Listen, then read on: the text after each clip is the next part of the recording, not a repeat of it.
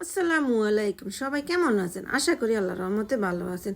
Sultana Razia food রেসিপিতে সবার welcome. আজকে আমি আপনাদেরকে খুবই মজাদার ফিশ বারবিকিউ রেসিপি তৈরি করে দেখাবো।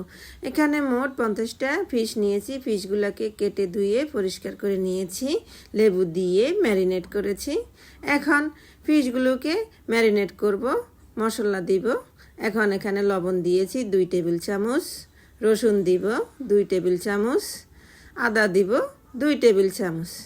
এখানে টমেটো, পেঁয়াজ, টক দই ব্লেন্ডার করে রেখেছি, এগুলো এখন দিয়ে দিব। আগেই ব্লেন্ডার করে রেখেছি।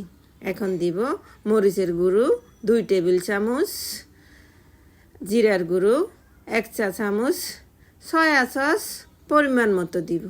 দিয়ে এখন ফিশ সস দিব, ফিশ সস পরিমাণ মতো দিব।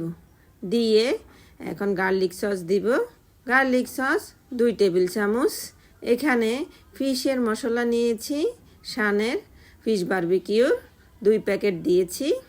এখন দিব ফিশ বারবিকিউ সস দিয়ে মাছগুলোকে ভালো করে মেখে নিব। মাছগুলো যে কেচে রেখেছি, মশলাগুলো যেন মাছের ভিতরে ভালো করে ঢুকে, তাহলে ফিশ বারবিকিউ খেতে অনেক টেস্টি হবে এবং জুসি হবে। এখন দিব পরিমাণ মতো সরিষার তেল, টমেটো সস, চিনি 1 চা চামচ দিয়ে এগুলাকে 2 ঘন্টার জন্য ম্যারিনেট করব। এখন কি সুন্দর কালার দেখেন, ম্যারিনেট করা হয়ে গিয়েছে 2 ঘন্টা। এখানে আমরা ইট দিয়ে চুলা তৈরি করেছি। এখন শিকগুলোর উপরে সরিষার তেল দিয়ে সুন্দর করে ব্রাশ করে নিব। আর এখানে কয়লার আঁচটা একদম কমিয়ে রাখতে হবে। ব্রাশ করা হয়ে গিয়েছে। এখন ফিশগুলো আস্তে আস্তে দিয়ে দিব। আমাদের চুলাটা অনেক বড়, আমরা তো 50টা মাছ নিয়েছি, সেই হিসেবে চুলাটা অনেক বড় করে তৈরি করেছি। ফিশগুলো দেওয়া হয়ে গিয়েছে। এখন ফিশগুলোকে এই পিঠ ওই পিঠ করে সুন্দর করে ব্রাশ করে দিব।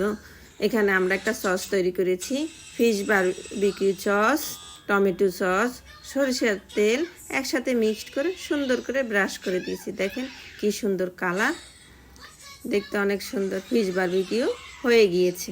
আমাদের ভিডিওগুলো যাতে আপনাদের কাছে ভালো লাগে, লাইক, কমেন্ট এবং শেয়ার করবেন। আসসালামু আলাইকুম।